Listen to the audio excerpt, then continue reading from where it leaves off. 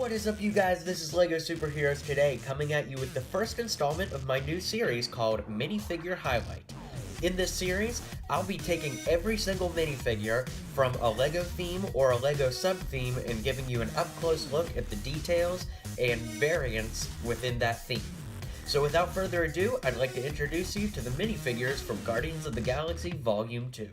Let's start off by taking a look at the legendary outlaw himself, Starlord. For the Guardians of the Galaxy Volume 2 wave, we actually got two different variants of Starlord. On the left, we've got the iconic red jacket, and on the right, we've got the jetpack system that he uses at the beginning of the film. Now, there are some slight differences here between the figures, of course, other than just the jacket. The red version has just regular black legs, while the gray shirt version has the same legs that Hawkeye used in the Civil War series that was released just a few months earlier. That said, both figures look really great. This new hairpiece that they're using for Chris Pratt is absolutely perfect, and the mold for the Star-Lord helmet is exactly the same as before from the first Guardians wave, except this time there's a little bit of light explosion coming out of his eyes. It looks a little bit more lit than the older version. That said, let's spin them around and take a look. Both have two of the custom Starlord guns.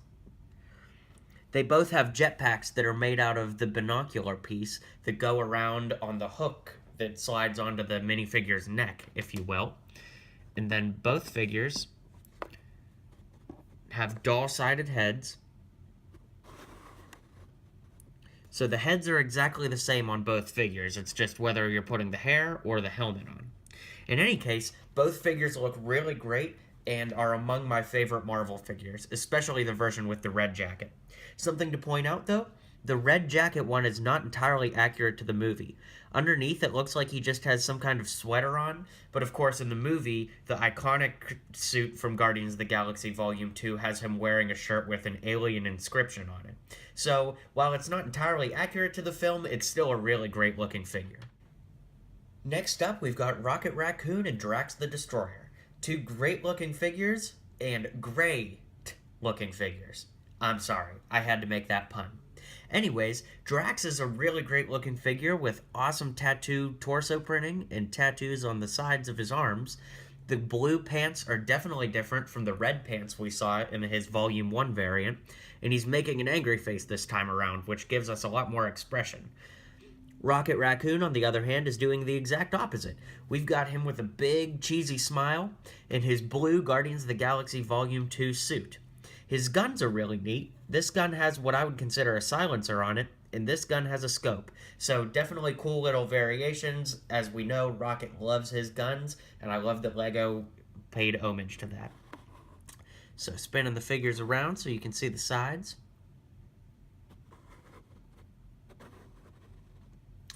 Drax has his rocket booster built out of the same binocular mechanism that Starlord had just a minute before, and Rocket has a tail, and as you can see right here, the tail slides between the pegs of the legs to hug it between his legs and his torso. So I'll spin them back around to show you a little bit more. And of course, we couldn't go too far without highlighting our ladies' Guardians of the Galaxy section. That would be Ms. Gamora and Ms. Mantas. Both are amazing, amazing looking figures, and I love these versions compared to the Volume 1 versions. Well, there wasn't a Volume 1 Mantis, but you know what I meant. I love Gamora's got a little smile going on. Definitely an upgrade from her kind of smirk from Volume 1. It's a nice little change. The purple highlights in her hair are great. I believe that's the same as Volume 1, though. She's actually got the same torso printing as the Star-Lord, if I'm not mistaken, and she's actually using the same legs that the other Star-Lord used as well, the Hawkeye Civil War legs. So, a really cool figure nonetheless, but, a lot of reused parts. Mantis, on the other hand, with the exception of the black legs, is entirely new, and I absolutely love that. The headpiece that they use is actually like a rubbery, squishy piece, which is pretty neat. And then the torso is entirely new to her. I think it would actually make for a really good Hela custom from Thor Ragnarok, but we're getting a Hela, so if you can wait a little bit, probably no need to make a custom. In any case, I've seen a lot of people use this head for a Black Widow custom for Scarlett Johansson. I've not tried it myself, but I've seen other people do it, and it looks pretty good. So, I'll flip these two figures around so you can see all the details. And as with most figures, Gamora's got a double printed head, and so does Mantis. So, very cool looks there. And we'll spin them back around. And there you have it. And speaking of the ladies, we've got to show a little love to the evil bad ladies, if that's what we're going to call them, of Guardians of the Galaxy Volume 2. Over here we've got Nebula, and over here we've got Aisha. Nebula and Aisha are probably my least favorite characters from the Guardians Volume 2 wave, just because I feel like they both leave a lot to be desired as far as detail is concerned. In any case, Nebula is definitely an upgrade from the last version that we got. In the last version, the torso was pretty plain, not a lot going on.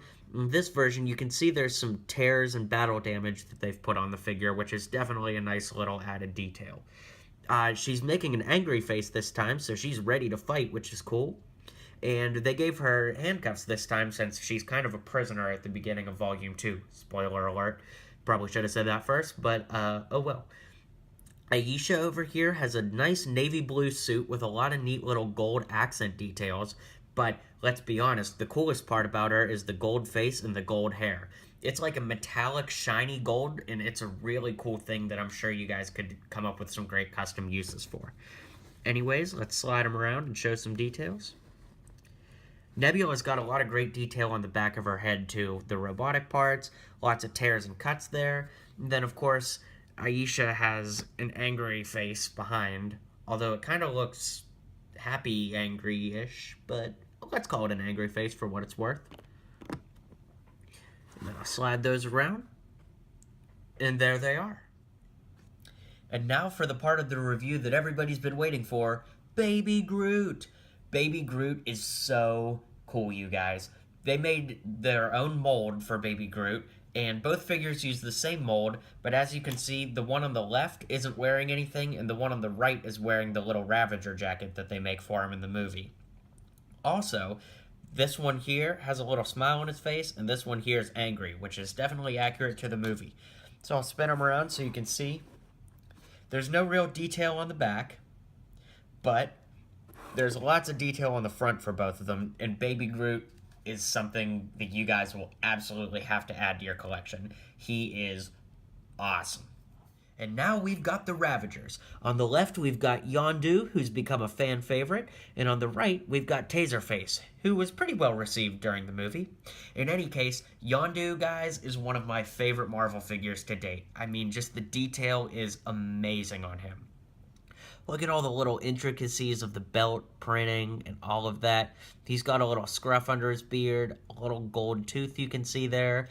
The mohawk piece is new, the arrow, and those blue hands in that color are actually pretty rare. So all things considered, I think Yondu is a great figure. But that's not to say Taserface isn't cool too. He's got a lot of detail, a really unique purple head, and a pretty nice brick-built gun if you like the flick fire design. In any case, I'll spin these around. There you can see the full size of Yondu's mohawk. Pretty cool, right?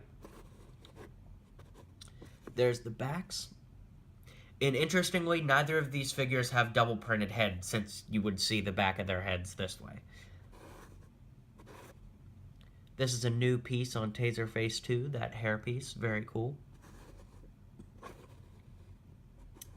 And yeah, two really great Ravager figures. So there you go. There are two of the really cool Ravager figures that we got from this wave. And I've included a little special treat here for you guys, my custom ego. A lot of you guys have asked me over on Instagram how I made him, so I definitely wanted to include him on this video so that you can see how he was made. The hair is from a Ninjago character. I don't know the name, but you guys know, so I'm sure you can figure it out in the comments below. The head is from Ben Kenobi from Episode 4. Just a standard brown cape on him here. The torso is from the Dino Tracker from the collectible minifigure series, but it's flipped around. So this is actually the back of the torso instead of the front. The arms are from Indiana Jones's father, Henry Jones Sr., from the Last Crusade sets, and the legs are from Lor San Tekka from the Episode 7 sets. So I'll go ahead and spin them around so you can see. Not a lot of detail, but I'll lift the cape up so that you can see the Dino Tracker torso there. So if you guys want to order that off Bricklink or eBay or something like that, you can make your own Ego using those pieces. This has been a minifigure highlight by LEGO Superheroes Today. If you liked what you saw and you liked what you heard, feel free to click that subscribe button and join me on Instagram, Twitter, and Facebook for more daily photos of your favorite LEGO heroes and villains. This has been an official video from LEGO Superheroes Today, and as always, build on.